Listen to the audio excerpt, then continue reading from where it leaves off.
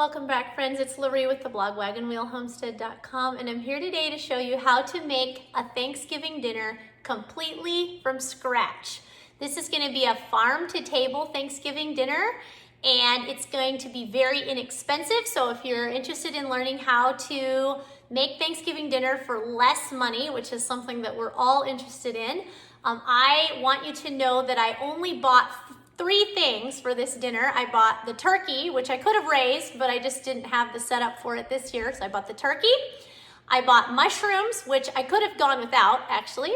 I bought cranberries for cranberry sauce, which I also could have gone without those, and I bought some liquid smoke for the turkey, so I spent less than $25 on this entire Thanksgiving meal, and we're gonna be making all the things from scratch, farm to table, old-fashioned. We're gonna be putting sourdough in everything that has flour in it. So everything's gonna be long fermented, everything's going to, or made with discard or what have you, so that if you are gluten intolerant or diabetic, you can have this meal. And like I said, it's gonna cost me less than $25 to make this meal for my family of 7 and some friends, and we're probably gonna have leftovers for at least a couple of days. So this can certainly be done.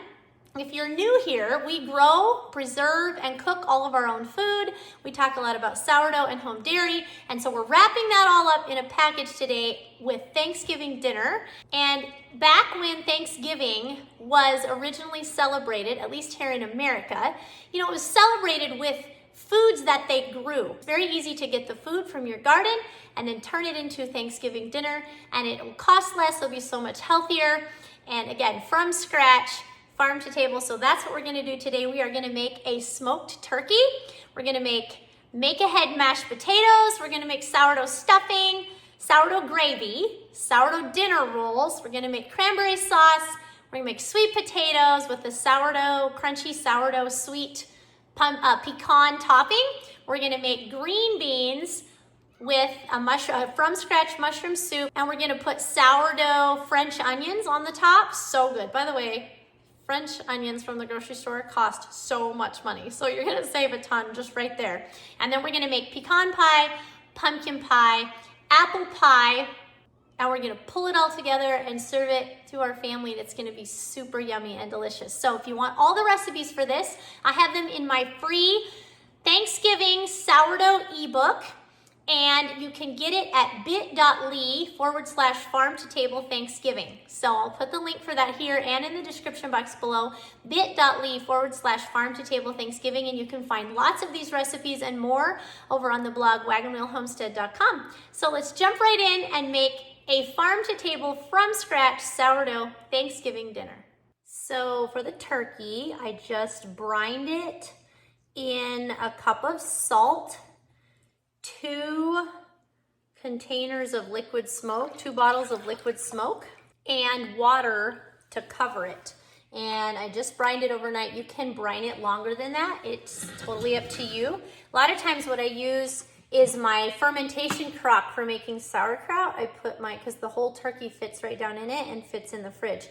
But this is just what I use this time. So now I'm just going to rub it with a little bit of butter. And that's just going to help to make the nice crust on the outside. I'm going to bake it for 1 hour at 350 degrees and then turn the temperature down to 225 and bake it for the rest of the day. If you're eating Thanksgiving dinner at noon, you're going to want to put this in the night before. You'll smell it cooking all night, and then you'll have your oven space available for things like pies and stuffing on Thanksgiving morning. Because I'm doing an evening meal for today's Thanksgiving, I'm just sticking it in here first thing in the morning, and then it will be ready by this evening to eat. And I am putting it in my second oven, which I have in my basement, so that I still have my regular oven for all of my other baking. So I'm gonna go stick him in the oven.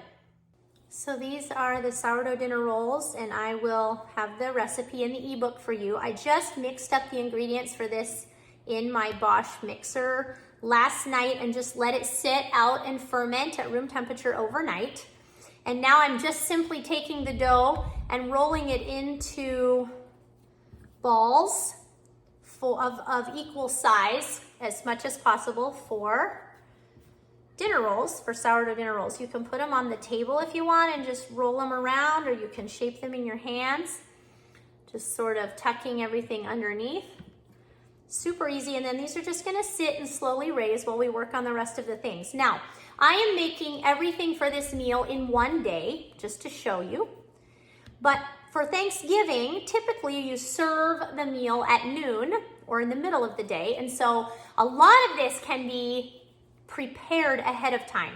So as I go, I'm gonna be sharing with you which parts of this meal you can make even several days ahead of time, or certainly the day before, so that really on Thanksgiving Day, all you're gonna have is finishing the turkey, making the stuffing, the gravy, and baking a few of the items that have been pre-made, like the sweet potatoes. So really this can be done fairly easily. And honestly, this is such a great meal, and it uses so many great things from the garden that we really should be eating meals like this more often. You know, why don't we eat sweet potatoes more often? Why don't we make pumpkin pie? Why don't we make stuffing more often? Stuffing is such a great thing, especially when made with sourdough bread. So that is what we're gonna make today for Thanksgiving, but also you could make these, some of these recipes on their own more often.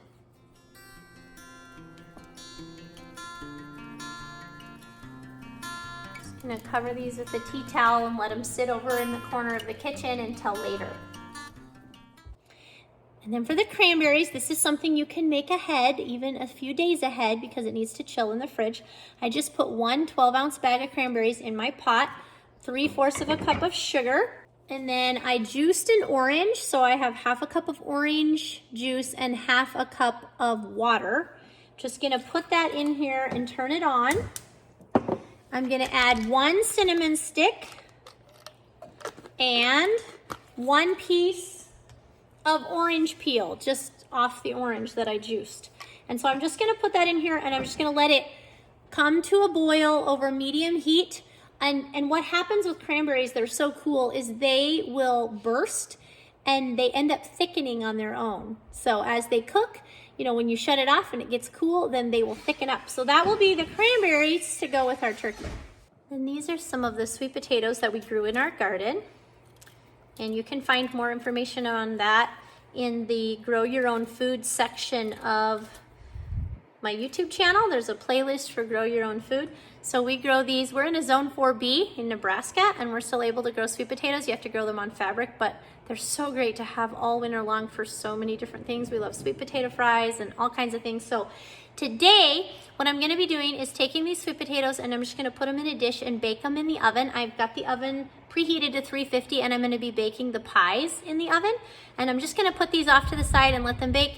And when they get nice and soft, we're gonna make sweet potato casserole out of these sweet potatoes.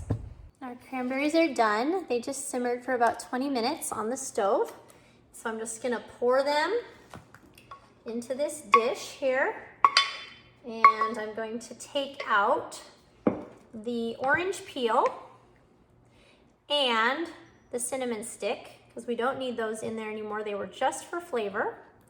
Okay, and we're gonna set this in the refrigerator and let it cool. And again, this is something, you know, that you could do several days ahead of time and have the cranberries all prepared and ready. They're super simple to make. Now it's time to make our sourdough discard pie crust.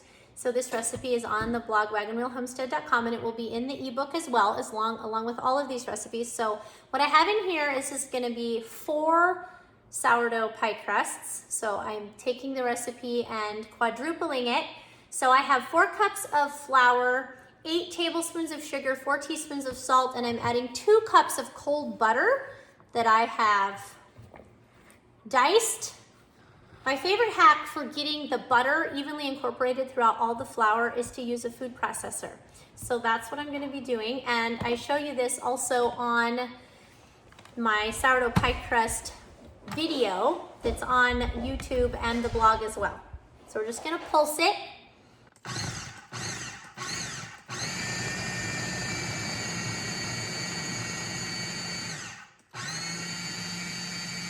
Then we're gonna add 2 cups of sourdough discard.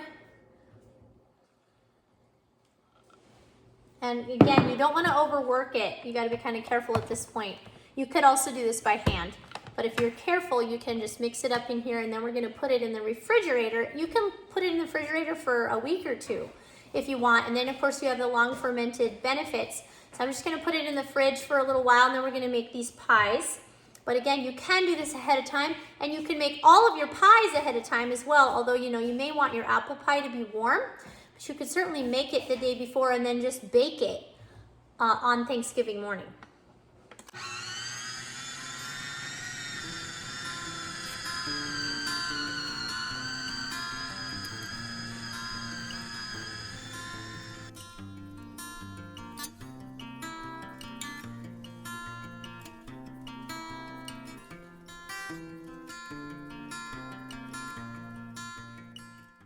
Something else you're going to want to do ahead of time is make a loaf of artisan sourdough bread or a sourdough bowl. And I did that a couple of days ago. And so here it is. We're going to turn this into sourdough stuffing. Super easy. And this is something I make as a side dish all the time. So we're just going to slice it. It's important to toast your bread cubes ahead of time. So we're just going to slice it into cubes. And we're going to throw it in the oven right alongside the sweet potatoes and let it toast.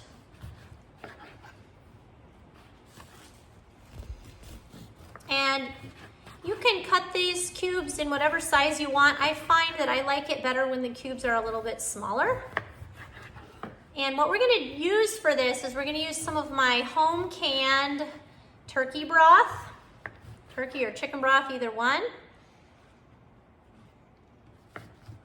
And so we don't actually need the broth from the turkey. We certainly don't need to buy any broth because it's something we have already in our pantry. We're gonna have onions and celery and herbs from the garden. And again, sourdough bread, this was long fermented sourdough. So this is not only healthy, but it's going to be easy to digest because all of the phytic acid and the gluten, most of the gluten has been broken down in the fermentation process, so it's very easy for your body to digest. And if you happen to be gluten-free, a lot of people that are gluten-free can eat sourdough. By the way, I'm just going to put this in the cast iron skillet that I'm going to make it in, and I'm just going to let it toast in there. That way we won't have quite as many dishes. So a lot of people that are gluten intolerant, get headaches or digestion issues from gluten, can eat things made with long fermented sourdough. And if that's the case for you, then sourdough is a life-changing thing because you don't have to do gluten-free. Now, if you're celiac, obviously that's a different story.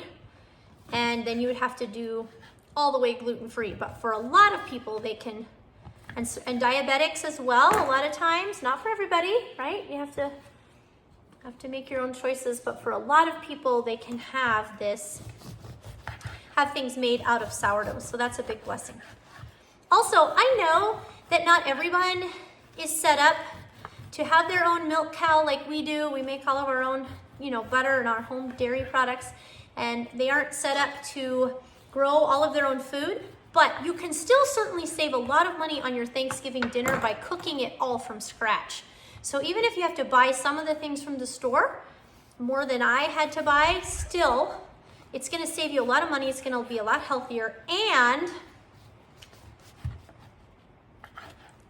I just wanna encourage you that as you can, try to move towards being able to grow your own food, learning how to preserve it, learning these lost skills. So important in the world that we live in, and such a blessing to your family. So again, I want you to know that it can be done. And we didn't grow our garden all year just so that we could have a free Thanksgiving dinner. But the byproduct of growing the garden all year and growing all of our own food is that we have all the food that we need for Thanksgiving dinner. So it can be done. You can live with a well-stocked pantry that doesn't have to cost you a lot of money to stock.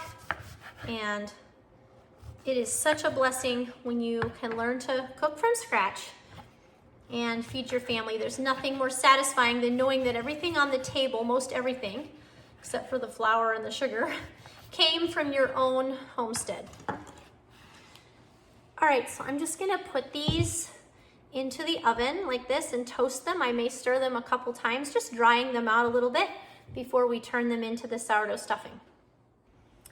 And for the mashed potatoes, I always make garlic mashed potatoes, and they're so good. If you don't like garlic, you can leave the garlic out. But I'm gonna make them in my Instapot. Now, you can make these on the stove and just let them boil, but I love leaving my stove free for the gravy and all the things, so I always make these mashed potatoes in my Instapot. I do this all the time. I get them started before I go do chores, and then by the time I get back, they're done cooking, and all I have to do is mash them. So you can really make mashed potatoes anytime without having to spend a whole lot of time waiting for them to boil and prepping them and all that. So these are just potatoes that we grew in our garden, and I'm just chopping them into smaller pieces.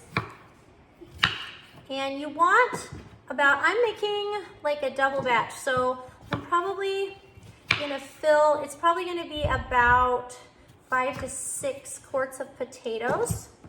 We'll see how I do here, we'll see.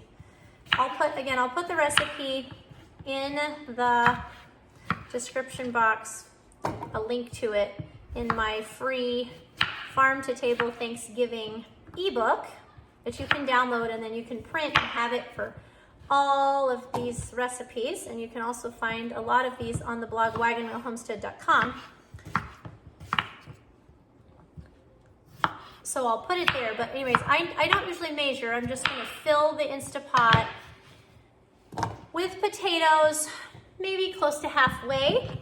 And then we're just gonna put some water over them and put them in the Instapot, and we're gonna turn them on high pressure for 12 minutes. It's a really simple thing.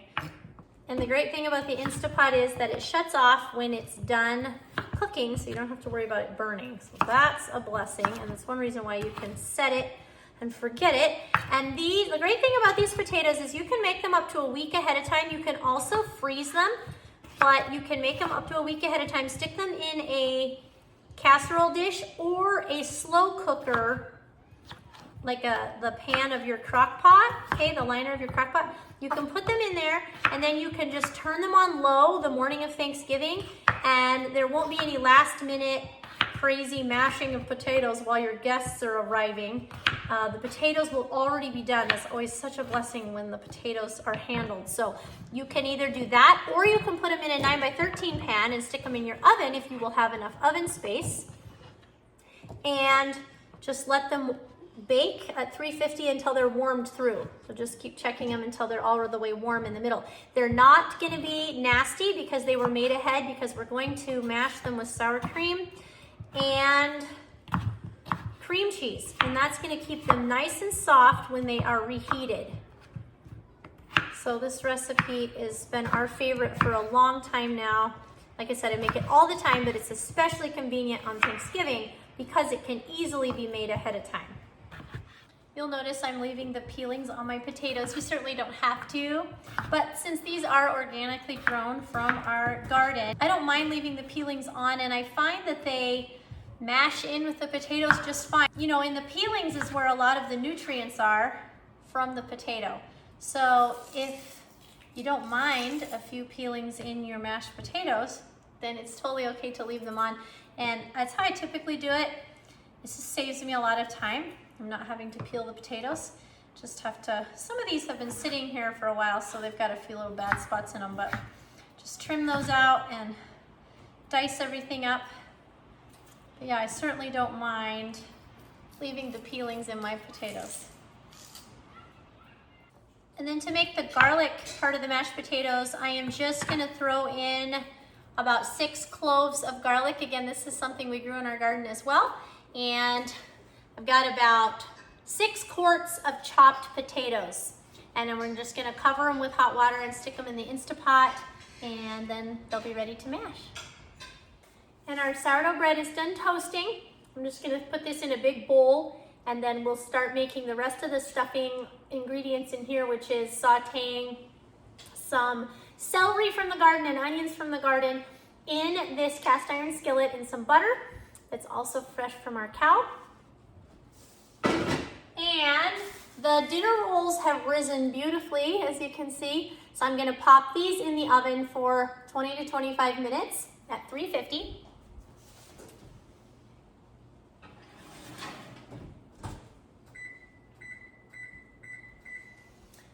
And the sweet potatoes aren't quite done, but as soon as they're soft enough, then we'll take those out and we'll start working on the sweet potatoes.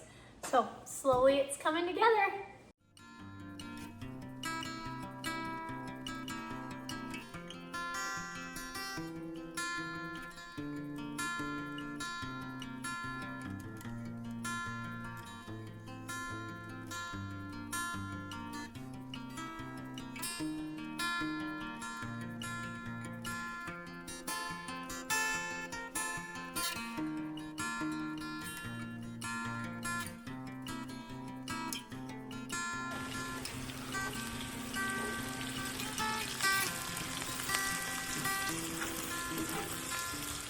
Next, into the stuffing and into the dry bread cubes, we're just gonna, this is fresh thyme from the garden. We're just gonna strip the little thyme pieces off. The little leaves is what you want. You don't really want the stems. A stem or two isn't gonna hurt. It's just not gonna be as easy to chew. And it works best if you strip them down the stalk. So you start up at the top and strip them down, and then they come off a lot easier. If you don't have fresh herbs, then you can just follow the directions in the recipe. And I like to put, if you don't have all the herbs, that's fine too. Today I am using fresh thyme, fresh rosemary, and dried sage from last year's garden. Sage is something you certainly want to put into your stuffing if at all possible. It really gives it the flavor. So sage is one that I would strongly recommend you use. Then we're gonna put in some salt, pepper, as I mentioned, some home canned chicken broth. Turkey broth works just fine too.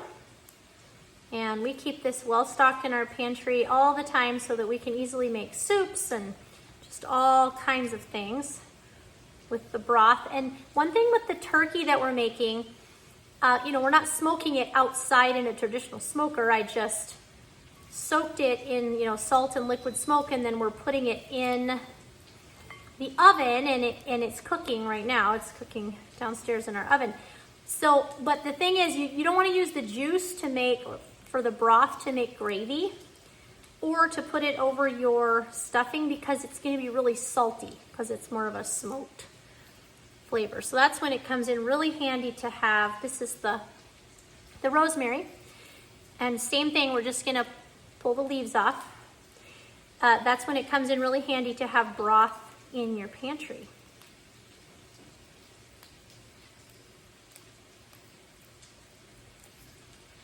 If you don't have herbs from your garden, you can always buy them in bulk from Azure Standard. It's a great way to keep them stocked in your pantry if you don't grow them yourself. And they're really not that expensive to buy in bulk. They're very expensive to buy at the grocery store if you buy a little container. And check on our bread rolls. Gonna give them just a couple more minutes. And I like to have them baked ahead of time to make sure they're done. And then you can always pop the rolls back in the oven for 10 or 15 minutes. Just watch them closely. And right before dinner to warm them up. All right, we're gonna put in a couple teaspoons of salt. This is Redmond real salt. I also get this from Azure Standard. Some pepper. Some eggs. I'm using 4 eggs today. These are farm fresh eggs from my sister-in-law's farm.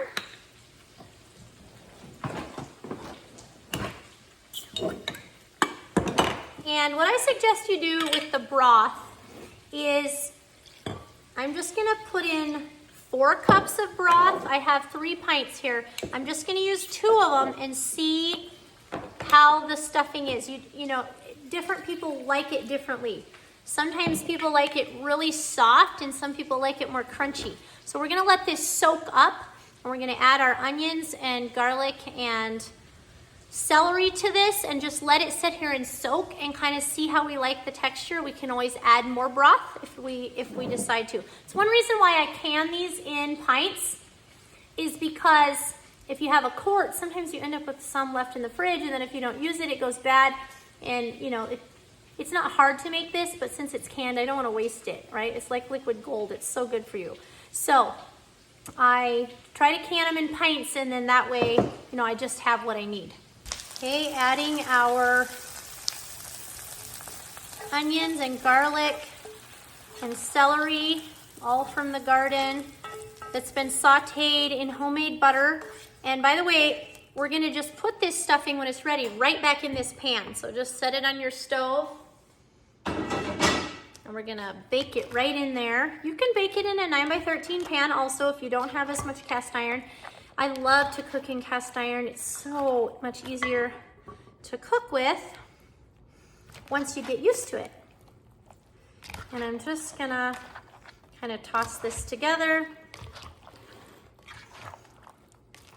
And I am betting that that is going to be enough broth, but we'll see. I'm just gonna let these dried out bread cubes that are sourdough soak up the broth and the flavors, and just let them set over here.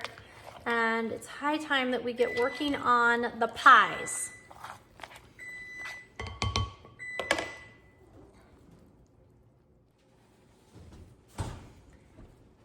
And the sourdough dinner rolls are done. So what I'm gonna do is carefully set them here and just brush them with some of my homemade butter.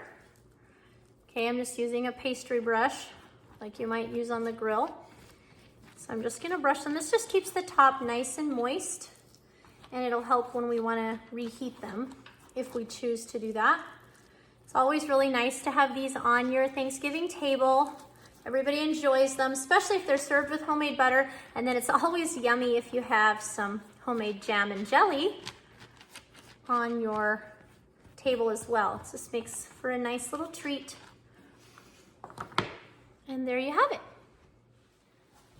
Our sweet potatoes are also done cooking. I'm just gonna let these cool a little bit while we do the pies, and then we'll come back and mix these up into a sweet potato casserole. All right, revisiting the sourdough pie crust that we've had in the fridge. I'm just gonna pull it out of here.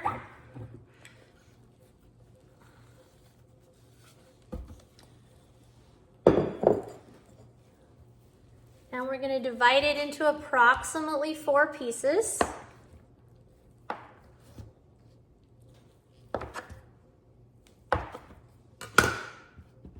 Lightly flour our surface here, our counter.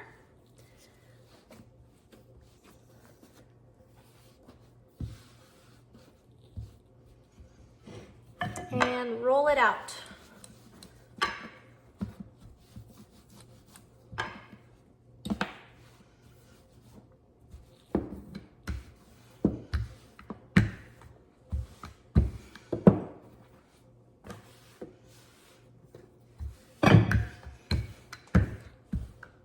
I don't like my crust super thin.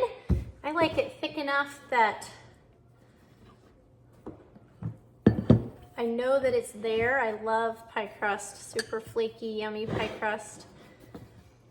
I think this one we'll use for our apple pie because it's such a deep dish pie plate.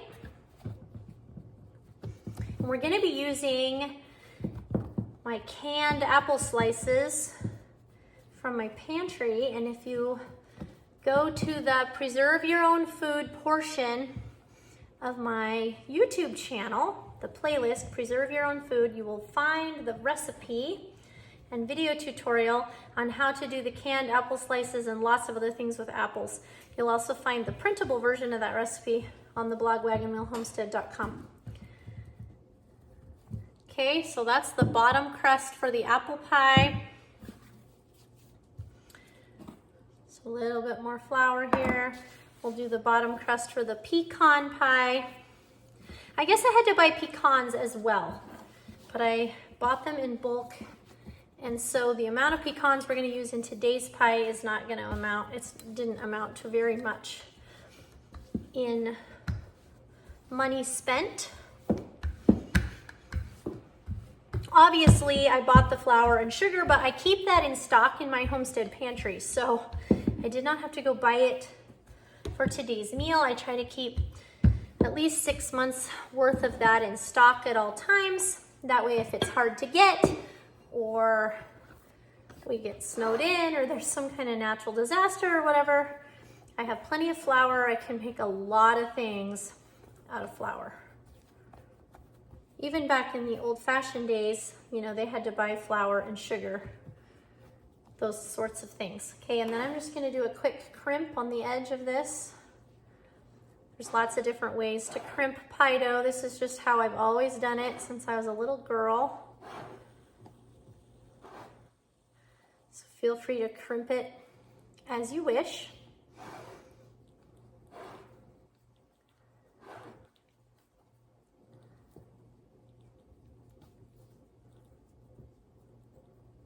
I'm just going to use a sharp knife to cut off the edges. Okay, and that'll be for the pecan pie. And we have one more to roll out for the pumpkin pie. Again, you could make all of these ahead of time. The only one that you might want to wait and bake the morning of Thanksgiving might be the apple pie if you want it warm, but you know, by the time you get around to eating it after dinner, it's not always warm anyway, so it's perfectly fine to make all of your pies a couple days ahead of time.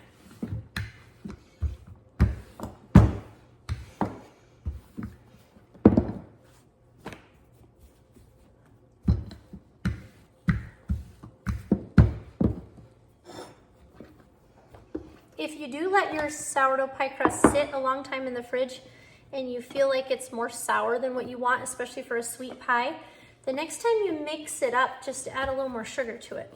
And you'll still get the long fermented health benefits, but it won't taste quite as sour because the sugar will counteract that. I never mind, I always find that it pairs well with the sweet, but that's something you can do if you really don't want the sourdough taste. Okay, and we're gonna crimp this one as well.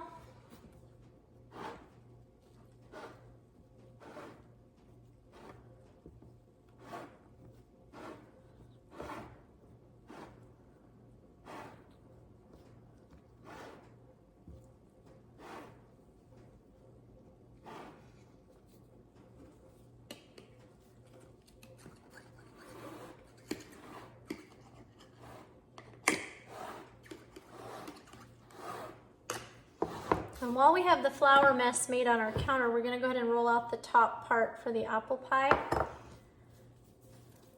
Then we'll mix up the fillings and pop them in the oven.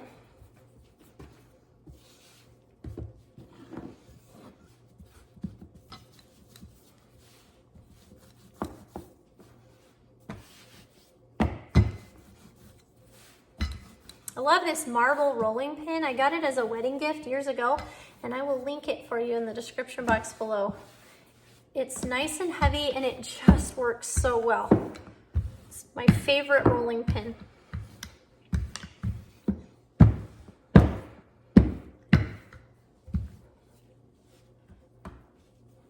If you have extra pie crust left over at the very end, you can just bake it and eat it plain, or you can put a little bit of jam in it and it will taste kind of like a Pop-Tart. So that's fun. Definitely don't want to waste any. All right, I'm just gonna fold this over and set it off to the side while we mix up the filling. All right, let's make the pecan first. So I'm gonna start with 4 farm fresh eggs. And we're gonna make this pecan pie with maple syrup, no corn syrup. I usually get my maple syrup from either Azure Standard or Sam's Club, just depending on when I order. A cup of brown sugar, 3/4 of a cup of maple syrup,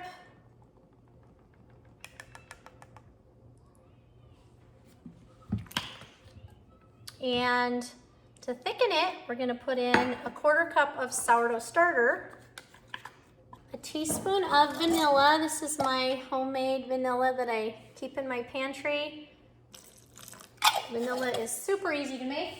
And a 1/2 teaspoon of red mineral salt, and a couple tablespoons of homemade butter. We're just gonna whisk that together. And a 1.5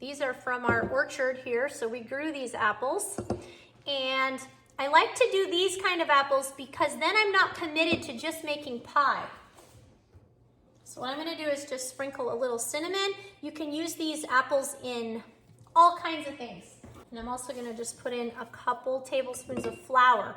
And that flour is just gonna thicken the juice that was still on these apples, the syrup.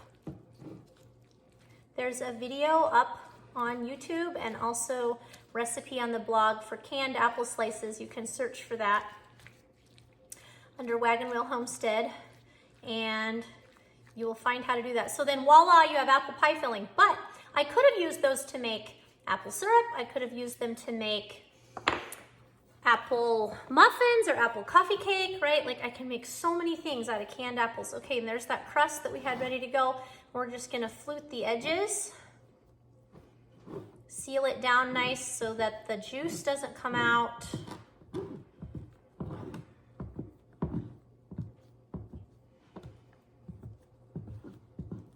Sourdough pie crust is so great to work with. Like it's just so soft and beautiful. Then we're just gonna take our knife, sharp knife, and cut around the edges. And then I like to make a slash here to let the steam out. Something that's fun to do also is you can use cookie cutters and cut out little pieces of this and put on the top just for fun shapes. Then other thing that I always like to do is take some softened butter, take your pastry brush again, just brush it around there, and sprinkle a little bit of sugar on the top, and that just gives it a really fun texture on the top of your apple pie. And there you have it. As soon as we're done with the first part of the pumpkin pie baking, this is gonna go into the oven with the pecan pie as well. All right, and for the sweet potatoes, so, you know, I peeled these ahead of time because they were fresh from the garden and they just had some spots on them and whatever, and so I just peeled them. So I'm just gonna be able to mix these right up. So I need 6 cups of sweet potatoes. So you could also just put these in the oven, bake them, and then take the skins right off. So either way. I'm just gonna mash them up. Then I'm gonna add our other ingredients. So I'm gonna add brown sugar, 4 eggs, 1 cup of cream,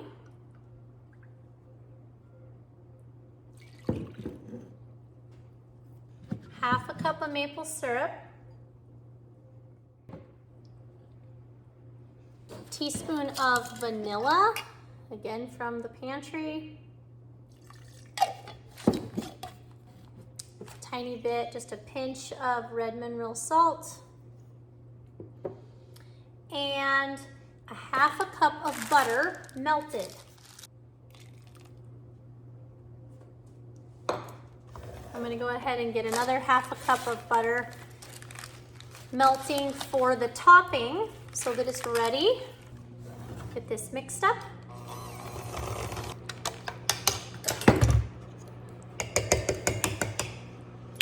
And in the interest of saving dishes again, we're just gonna put it right back into this same pan we baked the sweet potatoes in.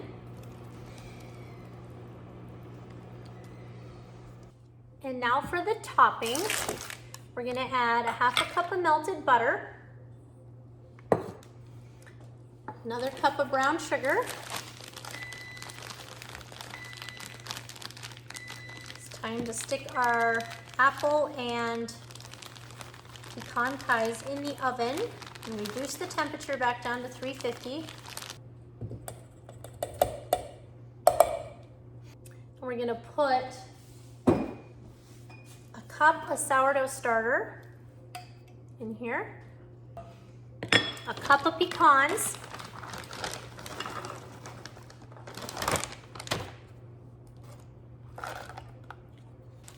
and 1 cup of flaked coconut, and this is how it comes from Mazur Standard. So, you know, big bulk bunch of coconut that I just keep on hand.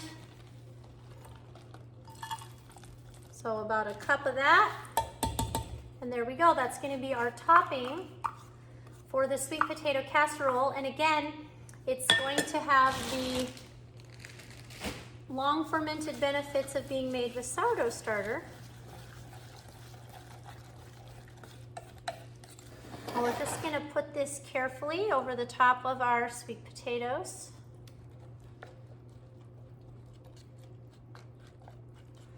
And then we're going to pop it in the oven with the pies. And then we'll bake it until it is set. Usually about 35 to 40 minutes. You don't want it to burn, so we'll just keep an eye on it, but we're going to pop this in the oven. It's also time to check on the stuffing. It looks perfect. It's soaked up all of the moisture in the bottom and nothing is too dry. So I'm just gonna put it right in this pan. There's no need to grease the pan because it had the butter in it from when we cooked the celery and the onions. So we're just gonna kind of pack it in here and put it in the oven. You wanna cook it with the lid off so that it just gets the nice crispy texture. And we'll bake this for 30 to 45 minutes. You can just see when it looks like it's browned, but I would check it after 30 minutes and just see. And of course, we're gonna be checking on our pies and sweet potatoes anyway. So one thing about Thanksgiving dinner is you end up filling up the oven and checking on it here and there. And then for the French onions, we're gonna do the green beans now. So for the French onions, this is the funnest part. I just took about a cup of sourdough starter and I'm gonna put in some garlic salt, probably a couple teaspoons of garlic salt and some black pepper, about a half a teaspoon of black pepper. I'm just gonna stir it up and we're gonna dice up our onions really fine and stick them in here, and then we're gonna deep fat fry them. I've got some coconut oil heating on the stove for us to deep fat fry them, and then we're gonna make the gravy, the mushroom soup if you will, to go over the top of the green beans.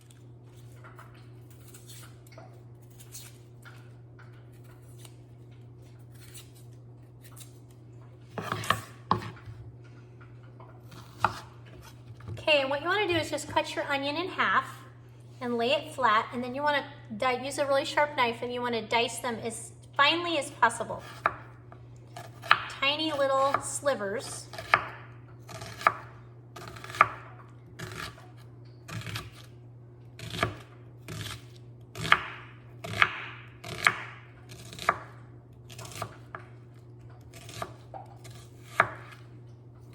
And you're just going to throw those right in your sourdough batter.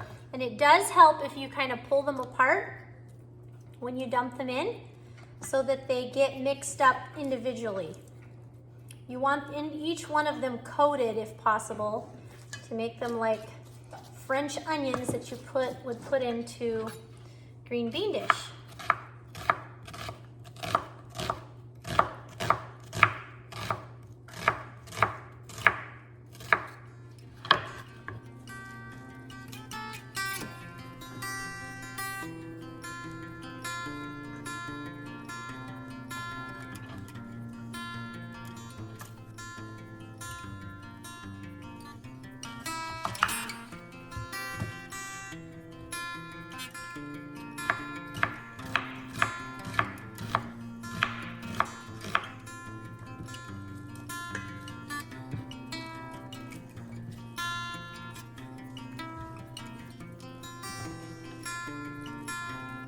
You can just stir it up.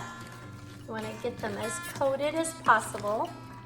And they will kind of stick together as they cook, but you can just break them apart after you cool them off a little bit before you stick them on the green bean dish. It works really well.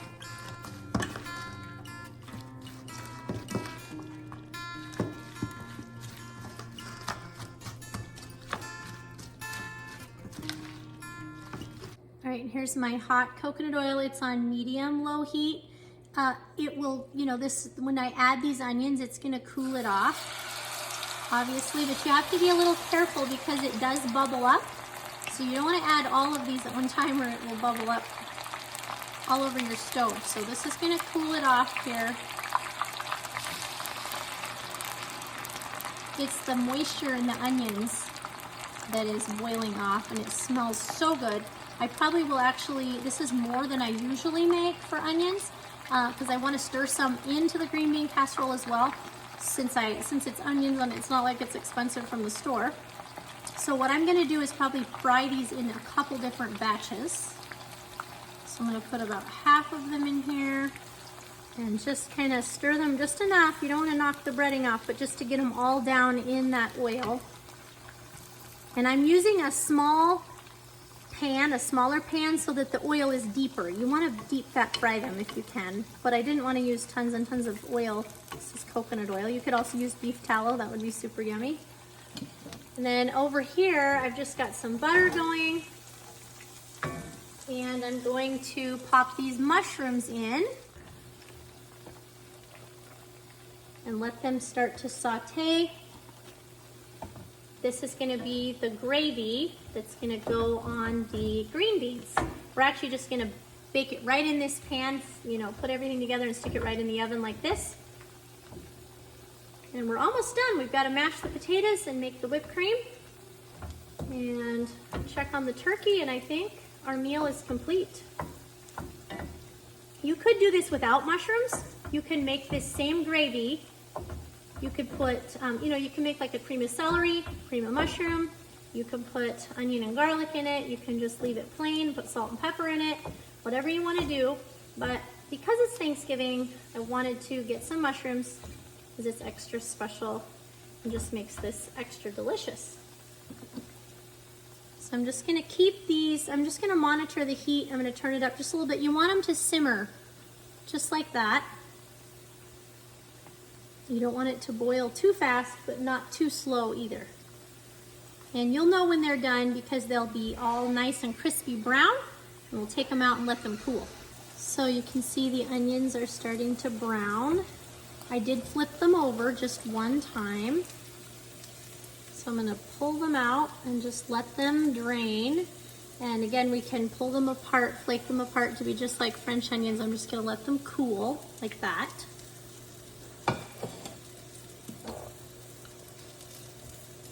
And put the other half right into this oil carefully because it's very hot.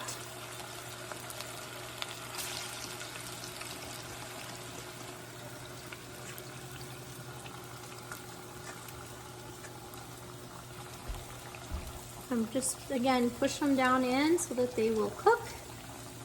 Turn the heat back up to medium while those were cooking because once you add the onions, like I said, it does cool it off. This needs to be just a little bit hotter. So just turn it up and then just kind of watch it. Sometimes you have to turn it down. And over here, I went ahead and added some onions and garlic in with my mushrooms. And they are sauteed enough. I'm going to put a little bit more butter in.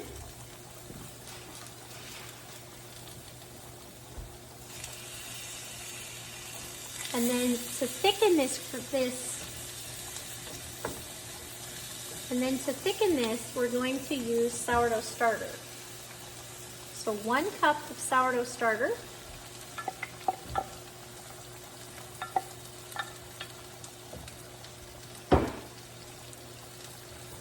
This is, you know, discard, but you can use whatever you have. I obviously fed my starter a lot of flour and water, so I'd have a lot of discard for making all the Thanksgiving things. I'm just going to stir it around so that it starts to bubble, and this is what's going to thicken it. Then I'm going to add 2 cups of chicken broth. You're going to want to stir it as soon as possible. I have my heat on medium-low. And I'm also going to add 2 cups. I'm just going to use my same pint jar for measuring. I'm going to add 2 cups of Jersey cow milk. Stir this around, and once it's thick, I will add some of these French onions, which you don't have to do. You can make this green bean dish ahead of time. I would wait to put the French onions on until the day of, just because they can get soggy, but you can make it ahead of time and just skip putting French onions, you know, in the middle. however you want to do it. And then we're going to use my home canned green beans. We're going to put 3 quarts of home canned green beans. I've just strained the juice off of these, and we'll put that in here, and then we'll put the French onions on the top, bake it for 15 or 20 minutes, and that part of the meal will be ready.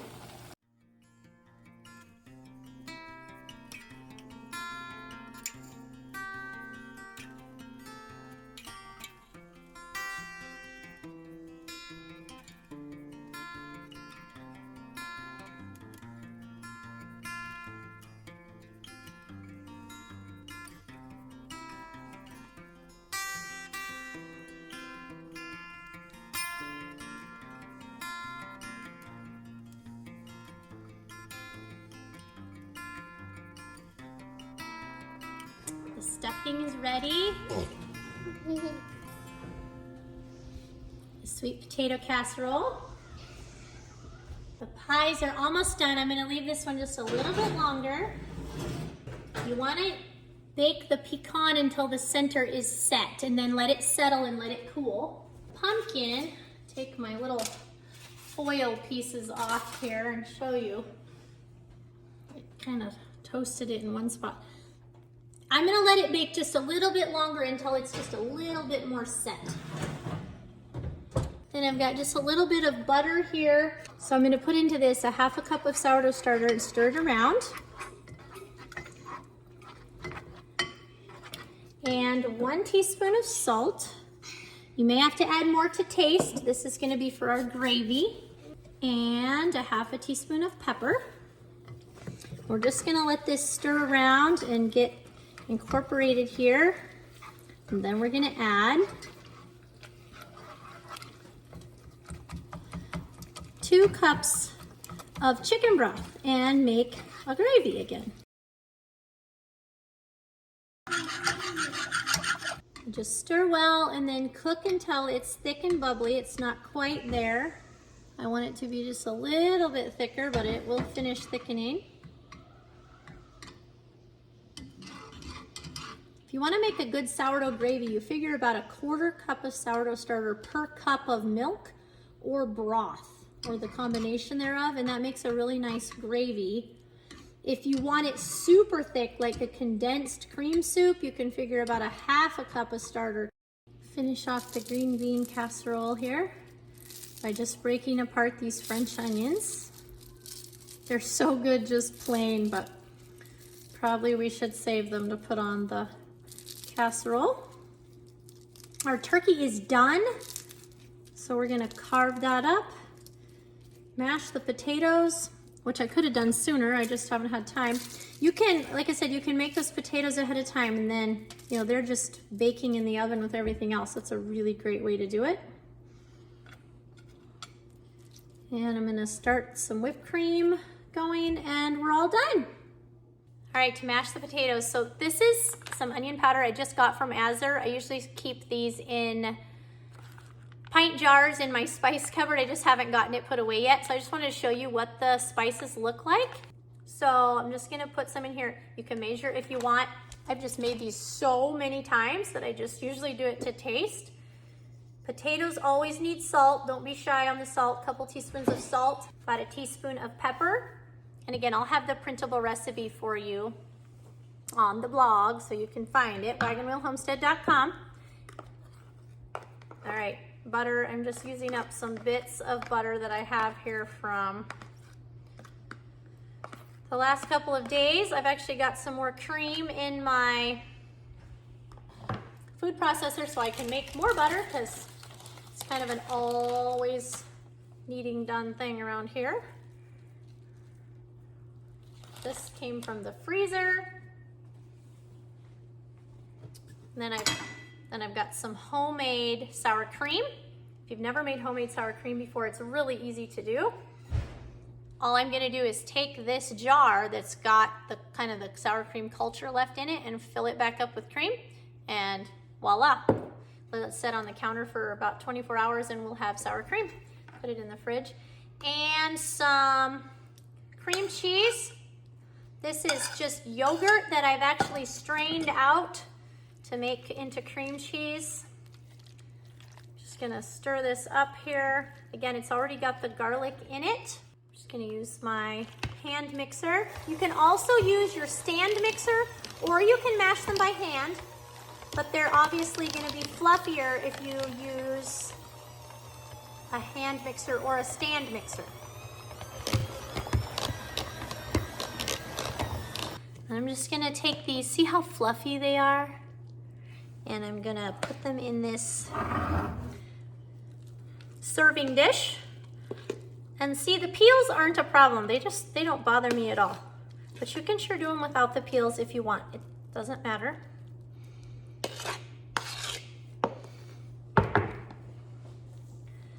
Okay, that's ready to go on the table. All right, and then this is my Bosch mixer. I use this every day. If you don't have one, you've got to get one, and I'll put a link to it in the description box below. I've got a quart of cream here, and I already put a couple tablespoons of maple syrup in here, and I'm gonna sprinkle some sugar in, and I'm just gonna turn it on and let it whip until it's whipped cream. This is cold cream. If I was making butter, you want warmer cream, like room temperature cream, because then it will break into butter. We don't want this to break into butter. We want it to be whipped cream, so it's cold. And we're just gonna keep an eye on it to make sure that it, doesn't whip all the way into butter.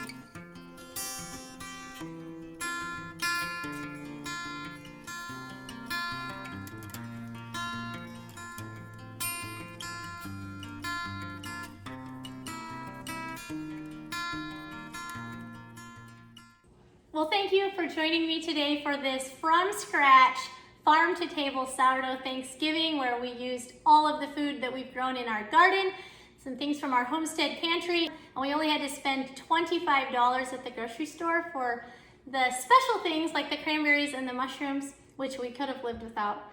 So anyway, I hope you enjoyed this. If you want to learn more about how to grow your own food, preserve your own food, cook from scratch, which includes sourdough and also making your home dairy, please hit that like and subscribe button.